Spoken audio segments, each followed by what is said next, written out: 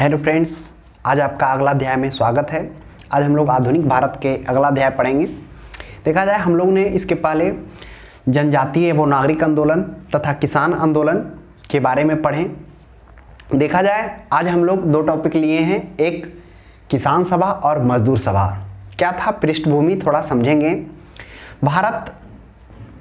भारत में जब ब्रिटिश यूरोपीय कंपनी के रूप में आते हैं, लेकिन धीरे धीरे कर वह राजनीतिक में हस्तक्षेप करते हैं और भारत के अधिकांश भागों पर अपना अधिकार कर लिए होते हैं। वह विभिन्न प्रकार की नीतियां चलाते हैं और शोषण करते हैं, जिसके विरुद्ध जनजाति तथा किसान आवाज़ उठाते हैं, उसका विद्रोह करते हैं। तो वही हम लोग को देखने को मिला था, जनजातीय आंदोलन, नागरिक आंदोलन तथा किसान आंदोलन। इस नीतियों के थ्रू किसान, जनजाति और नागरिक शोषित हो रहे थे, उनका शोषण किया जा रहा था। तो उन सभी के विरुद्ध क्या होते हैं, ये आवाज़ उठाते हैं और एक आंदोलन पढ़ने को मिलता है। तो आज हम लोग किसान सभा क्या था, आखिर किस प्रकार से धीरे धीरे छोटे स्तर पर किसान ग्रुप का निर्माण करते हैं, एक यूनियन का निर्माण करते हैं और धीरे धीरे क्षेत्रीय स्तर से राज्य स्तर तक होकर यह अखिल भारतीय किसान सभा का स्थापना करते हैं। तो उन सभी बिंदुओं पर प्रकाश डालेंगे और उनका हम लोग अध्ययन करेंगे। उसके बाद है मजदूर सभा। यह क्या था मजदूर सभा, इन पर भी विस्तार से चर्चा करेंगे। पहले देखा जाए किसान सभा। तो किसान सभा सबसे पहले क्या होता है, 1918 ईस्वी में यूपी में किसान सभा का स्थापना किया जाता है। यूपी किसान सभा, जिसके जो नेता थे उसके स्थापना करने वाले थे द्विवेदी, इंद्र नारायण द्विवेदी और गौरी शंकर मिश्रा, और एक थे मदन मोहन मालवीय। तो ये था हमारा 1918 ईस्वी का क्रम, जिसमें क्या होता है, यूपी किसान सभा का स्थापना किया जाता है। जिसके कौन कौन थे स्थापना करने वाले, इंद्र नारायण द्विवेदी, गौरी शंकर मिश्रा और मदन मोहन मालवीय। तो आप दिन में याद रख सकते हैं, द्विवेदी, मिश्रा और मालवीय, यही थे जो 1918 ईस्वी में यूपी किसान सभा का स्थापना करते हैं। इस यूपी किसान सभा के बाद ठीक इसके 2 साल बाद 1920 ईस्वी में अवध किसान सभा का स्थापना होता है। इस अवध किसान सभा का स्थापना बाबा रामचंद्र करते हैं। ये बाबा रामचंद्र कहाँ के, महाराष्ट्र के होते हैं, लेकिन यह यूपी में आकर इस किसान आंदोलन का स्थापना करते हैं, जो अवध किसान सभा के नाम से जाना जाता है। इसका स्थापना 1920 ईस्वी में होता है। ठीक इसके 7 साल बाद बिहार किसान सभा, जो काफ़ी इम्पोर्टेंट है, VVI है, इससे क्वेश्चंस पूछा जाता है कि बिहार किसान सभा का स्थापना कब हुआ, किसने करवाया। तो बिहार किसान सभा ठीक उसके 20 साल बाद अवध के 1927 ईस्वी में बिहार किसान सभा का स्थापना किया गया स्वामी सहजानंद सरस्वती के द्वारा। तो ध्यान में रखेंगे, बिहार किसान सभा किनके द्वारा स्थापना किया गया, स्वामी सहजानंद सरस्वती के द्वारा। उसके ठीक 1 साल बाद 1928 ईस्वी में आंध्र प्रांतीय किसान सभा का स्थापना किया जाता है। इनके जो स्थापना करने वाले थे NG रंगा। यही NG रंगा के द्वारा आंध्र प्रांतीय किसान सभा 1928 ईस्वी में स्थापना किया जाता है। ठीक इसके 1928 के बाद 1936 ईस्वी में क्या होता है, अखिल भारतीय किसान सभा का स्थापना किया जाता है। तो हम लोगों ने देखा कि किस प्रकार से एक क्षेत्रीय ग्रुप का निर्माण करते हैं, क्षेत्रीय स्तर से राज्य स्तर तक होते होते यह अखिल भारतीय किसान सभा का स्थापना करते हैं, और ताकि यह अपनी मांगों को अंग्रेजों के सामने दृढ़ता पूर्वक रख सकें और अंग्रेज इनकी मांगों को पूरा कर सके। इसी को लेकर यह क्या किया गया था, किसान सभा तथा मजदूर सभा का आयोजन किया गया था और इसको लाया गया था। तो 1936 ईस्वी में क्या होता है, एक पूरे देश स्तर पर अखिल भारतीय किसान सभा का स्थापना किया जाता है। बात की जाए, पहले तो यह क्षेत्रीय होता है, फिर यह राज्य स्तरीय होता है, बाद में यह पूरा देश स्तर पर एक अखिल भारतीय किसान सभा का आयोजन किया जाता है। तो इसमें कांग्रेस क्या होता है, बाद में कांग्रेस भी इसमें भाग लेता है, इसमें इंटरेस्ट जगाता है, क्योंकि कांग्रेस को भी जन आंदोलन का सपोर्ट चाहिए था, सहयोग चाहिए था। इसको लेकर कांग्रेस किसान सभा का मदद करता है और उसको सहयोग करता है, उसकी मांगों को क्या करता है, वह अपने अधिवेशन में उठाना स्टार्ट करता है। लेकिन बाद में धीरे धीरे क्या होता है, कांग्रेस का नीति किसानों के प्रति बदल जाता है। तो बाद में वो देखने को मिलेगा, हालांकि वो अलग है। लेकिन क्या होता है, कांग्रेस भी इस किसान सभा का सहयोग करता है और उनकी मांगों को अपनी अधिवेशन में उठाता है। तो बात की जाए किस प्रकार से हम लोगों ने देखा कि पहले क्या हुआ था, 1918 ईस्वी में यूपी किसान सभा का आयोजन हुआ था, जिसके कौन कौन थे, मिश्रा जी थे, मालवीय जी थे और द्विवेदी जी थे, यह इसके स्थापना किए थे। उसके बाद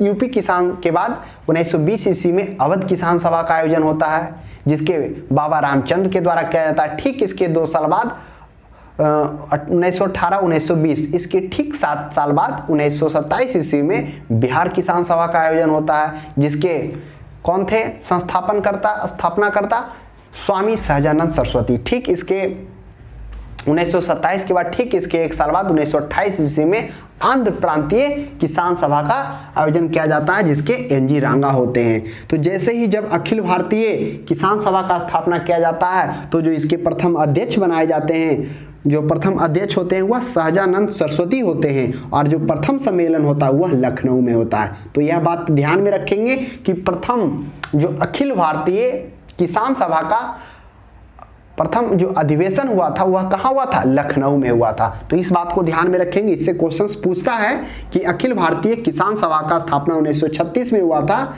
जिसे पहले किसान कांग्रेस के नाम से भी बोला जाता था। तो प्रथम सम्मेलन लखनऊ में हुआ। उसके बाद इसके जो प्रथम अध्यक्ष हुए सहजानंद सरस्वती हुए।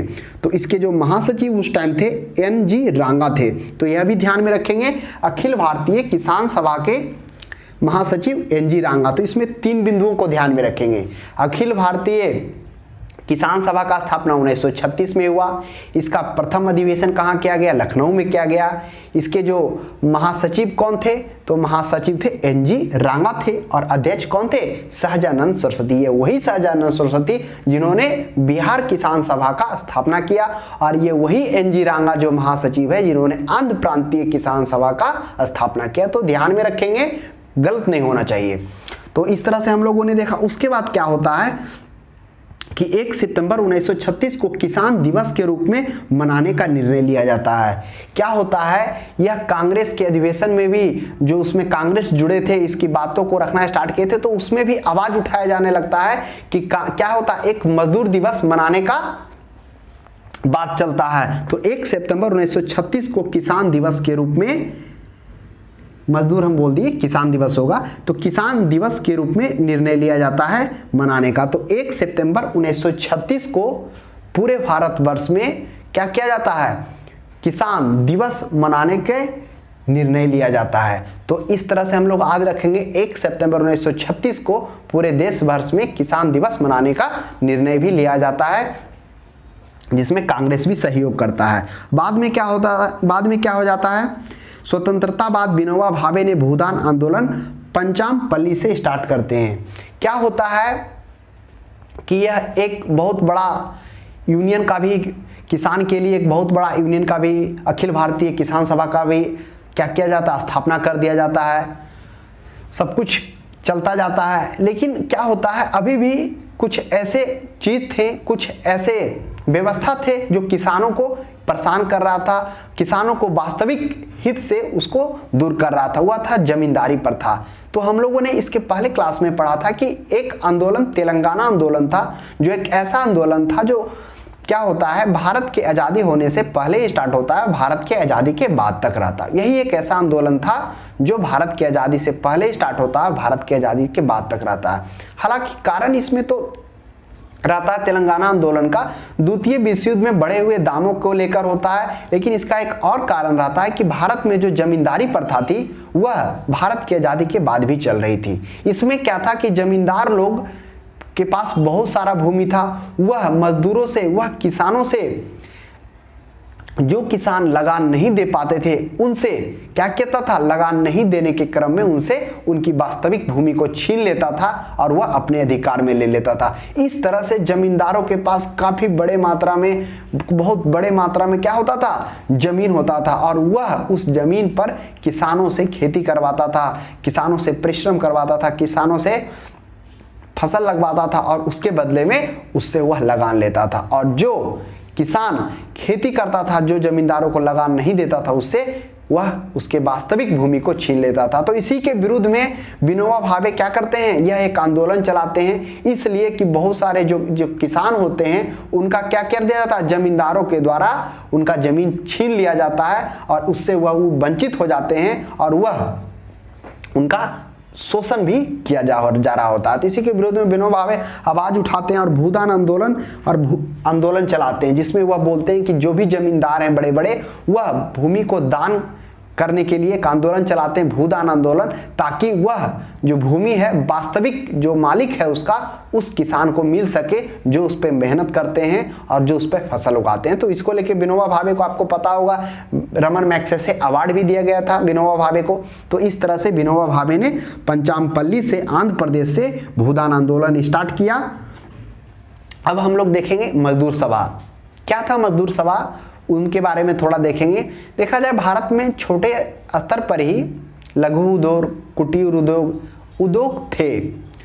उसमें क्या हो रहे थे, जो मजदूर काम कर रहे थे, ब्रिटिशर्स उनसे अत्यधिक मजदूरी करवा रहे थे, बदले में उनको उसके लायक मजदूरी नहीं मिल रहा था, उनसे अत्यधिक परिश्रम करवाते थे और काम कर रहे होते हैं फैक्ट्रियों में, कारखानों में, तो उनकी स्थिति काफ़ी खराब थी।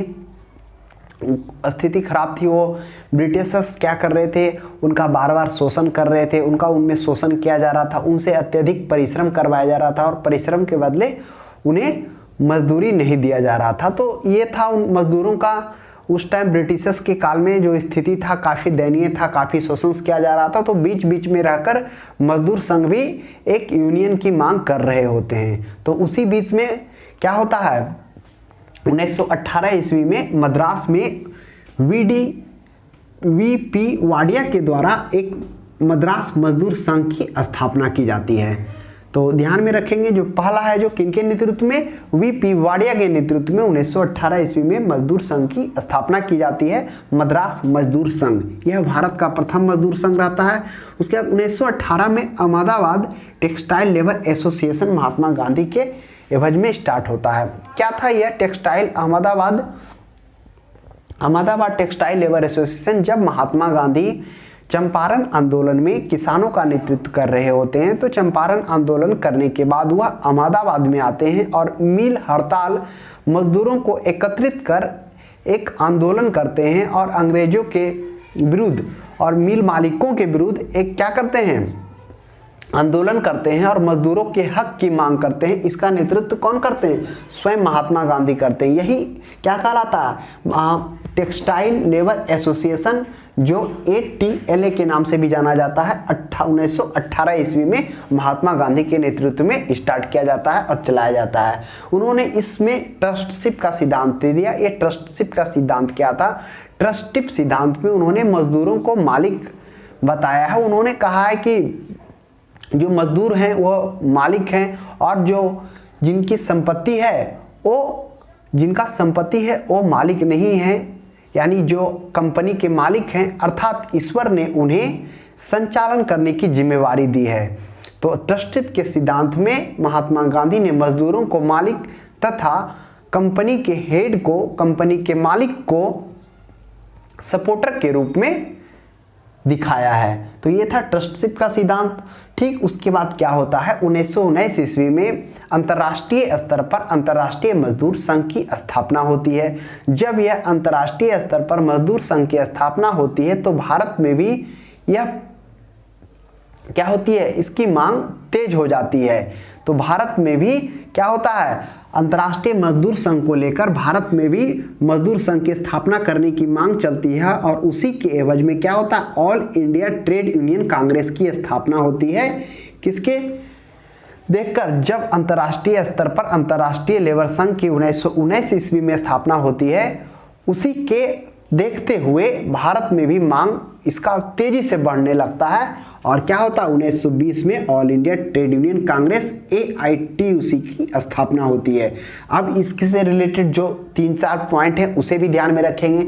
इसके जो संस्थापक थे MN जोशी थे, तो यह ध्यान में रखेंगे। इसके अध्यक्ष लाला लाजपत राय थे। तो क्या होता है जब ये क्वेश्चंस ऑब्जेक्टिव टाइप में आता है कि all India Trade Union Congress के संस्थापक कौन है, तो लोग फ्लो में क्या करते हैं, लाला लाजपत राय मार देते हैं क्योंकि वो काफी चर्चित व्यक्ति थे, लेकिन वास्तविकता में जो इसके संस्थापक थे NM जोशी थे और इसके अध्यक्ष लाला लाजपत राय थे और इसके जो महामंत्री थे दीवान चमन लाल थे और इसके उपाध्यक्ष बैप्टिस्टा थे। तो ध्यान में रखेंगे महामंत्री कौन थे, दीवान चमन लाल थे और उपाध्यक्ष कौन थे, जोसेफ बैप्टिस्टा थे। तो इस तरह से हम लोगों ने देखा कि all India Trade Union Congress की स्थापना कैसे होती है, कब होती है, इसके अध्यक्ष कौन थे, इसके उपाध्यक्ष कौन थे और इसके संस्थापक कौन थे।